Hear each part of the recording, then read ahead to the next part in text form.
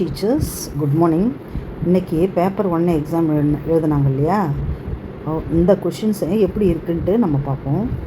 எழுதின டீச்சர்ஸ் பார்த்திங்கனாக்கா எல்லாம் எங்களுக்கு டைம் பத்தலை அப்படின்ற மாதிரி சொல்கிறாங்க. நிறையா 6-7-8 வகுப்புகளில் இருக்கிற மாதிரி இருக்குது கொஷின்ஸு அப்படின்ட்டு சொல்கிறாங்க.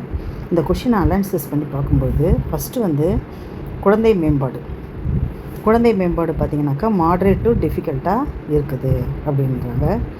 தமிழ் பார்த்திங்கனாக்கா மாட்ரேட்டாக இருக்குது, இங்கிலீஷும் மாட்ரேட்டு தான். மேக்ஸு டிஃபிகல்ட்டு, ஏன்னா ஃபுல் அண்ட் ஃபுல் அதில் லாஜிக் அண்ட் கால்குலேஷனில் இருக்கிறதால டிஃபிகல்ட்டாக இருந்தது அப்படின்னு டீச்சர் சொல்கிறாங்க. அடுத்தது இவிஎஸும் அதே போல் சைக்காலஜி மாதிரி தான், மாட்ரேட் டு டிஃபிகல்ட்டாக இருந்தது. ஆல் டுகெதர் பார்த்திங்கனாக்கா இந்த question paper moderate to difficult, tough அப்படின்ற மாதிரி தான் இந்த கொஷின்ஸ் எல்லாம் இருந்தது அப்படின்றாங்க.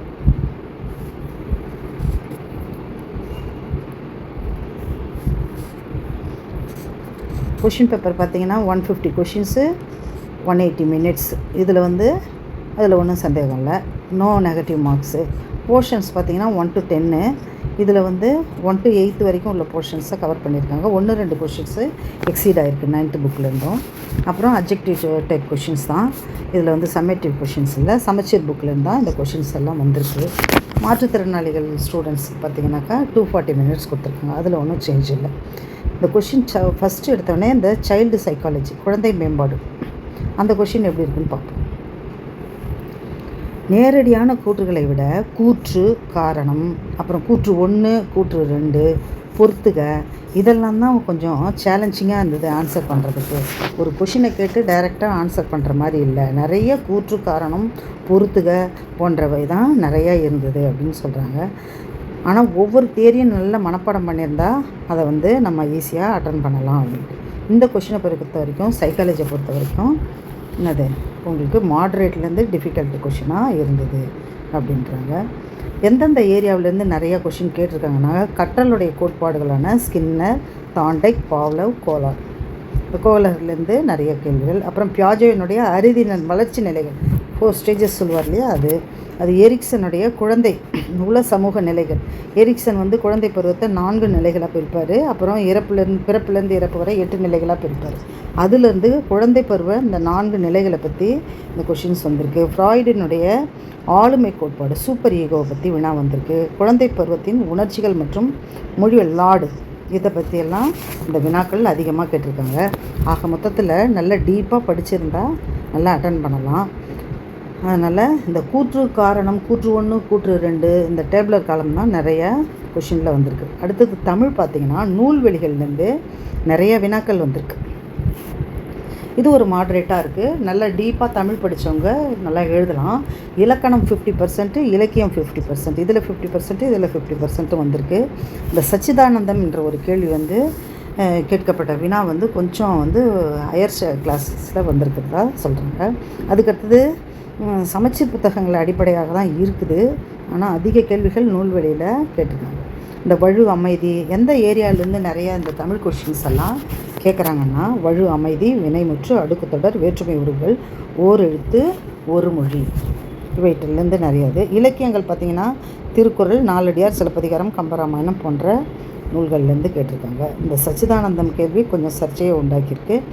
பொறுத்துக வினாக்கள், விலங்குகளுடைய இளமை பெயர்கள், சிங்கம், குருளை அப்படின்ட்டுலாம் இந்த பொறுத்துகளை கொடுத்துருக்காங்க. இயற்கை வர்ணனைகளை பற்றி கேள்விகள் அதிகமாக வந்திருக்கு.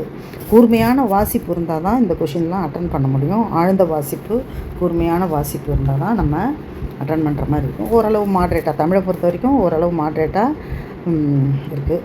ஸ்டூடெண்ட்ஸ் ஃபஸ்ட்டு தமிழை தான் அட்டன் பண்ண தான் சொல்கிறாங்க, ஈஸியாக இருக்குது அப்படின்ட்டு. அடுத்தது பார்த்திங்கன்னா இங்கிலீஷ்லேயும் அதே தான். ஸ்டேட்மெண்ட் 1, 2, அப்புறம் ஒரு பாக்ஸ் கொஷின் இருக்கு இல்லையா, அது கிராமர் ரூல்ஸ், கிராமர்லாம் தெரிஞ்சிருந்ததுன்னா நல்லா அட்டன் பண்ணலாம், அந்த மாதிரி தான் இருக்குது. Phrasal verbs, prefix, suffix, figure of speech, poem, rhyme scheme, AABB மாடலில் வந்திருக்கிற ஸ்கீம்ஸ் எல்லாம் சிலபஸில் வந்திருக்கு. அதுக்கடுத்தது டென்சஸ், எந்த டென்ஸ் வந்திருக்குதுன்ட்டு நிறைய கொஷின்ஸு வந்திருந்தது. கிராமர் ரூல்ஸு தெளிவாக இருந்ததுன்னா இந்த மேட்ச் த ஃபாலோவிங்கு, ஸ்டேட்மெண்ட் 1, 2 இதெல்லாம் ரைட்டாக ராங்கா அப்படின்னு சொல்லிட்டு நிறைய கொஷின்ஸ் வந்திருக்கு. இதை இங்கிலீஷை பொறுத்த வரைக்கும் பார்த்திங்கனாக்கா ஒரு மாட்ரேட்டாக இருக்குது. தமிழும் இங்கிலீஷும் கொஞ்சம் மாட்ரேட்டாக இருக்குது. மேக்ஸு தான் கொஞ்சம் டிஃபிகல்ட்டாக, அதாவது லாஜிக் அண்ட் கால்குலேஷன் இருக்கிறதால கொஞ்சம் டஃப்பாக இருந்தது அப்படின்ட்டு சொல்கிறாங்க. டைம் இருந்ததுன்னா போட்டு பார்த்து செய்யலாம். ஆனால் குறிப்பிட்ட ஒரு வினாவுக்கு 1 நிமிஷமும் 12 செகண்டும் தான் கிடைக்கிது. அதனால் கொஞ்சம் கணித கேள்விகள் டஃப்புன்னு தான் ஃபீல் பண்ணுறாங்க. இந்த 1 to 5 தான் அவங்க ஹேண்டில் பண்ணுறாங்க அந்த டீச்சர்ஸு.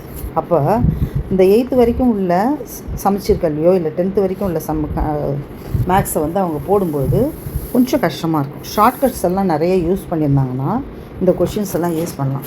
போட்டு பார்த்து தான் சால்வ் பண்ணணுன்னா கொடுக்கப்பட்ட டைமு அவங்களுக்கு பத்தாது. அதனால் மனக்கணக்கு முறைகளை பயன்படுத்தணும். டக்குன்னு ஈஸியான ஃபார்முலாவை பயன்படுத்துகிற மாதிரி அவங்க வந்து ஷார்ட்கட்ஸ் நிறைய தெரிஞ்சிருக்கும்.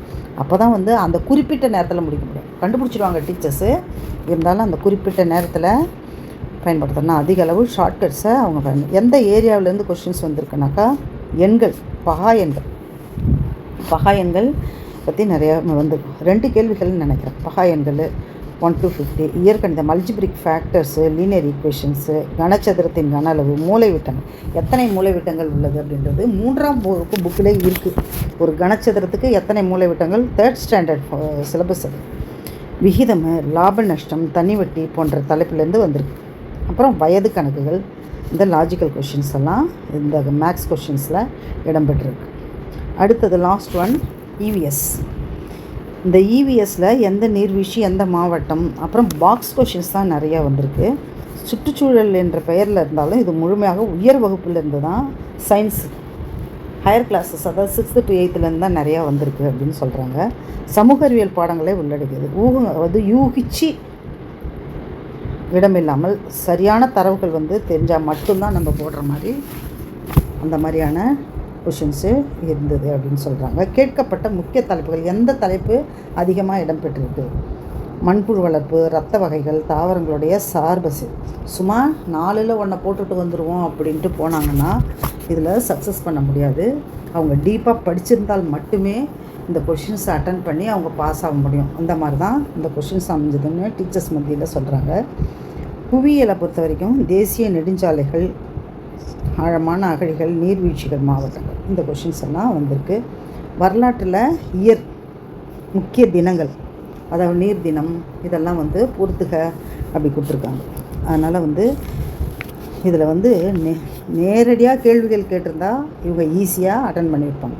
இந்த கூற்று காரணம், பட்டியல் 1, பட்டியல் 2, அதுக்கடுத்தது அதாவது ஒரு ஸ்டேட்மெண்ட்டு, 2வது ஸ்டேட்மெண்ட்டு, 2 ஸ்டேட்மெண்ட்டும் சரியா, இந்த மாதிரிலாம் கேட்டு அதுக்கு வந்து 1, 4, 5ன்ட்டு நம்ம இது பண்ணும்போது 1 நிமிஷம் அவங்களுக்கு பத்தாமல் இருக்குது அப்படின்ட்டு சொன்னாங்க. ஆக மொத்தத்தில் இந்த கொஷின் ஈஸி தான், ஆனால் டைம் வந்து நம்மளுக்கு பத்தாது.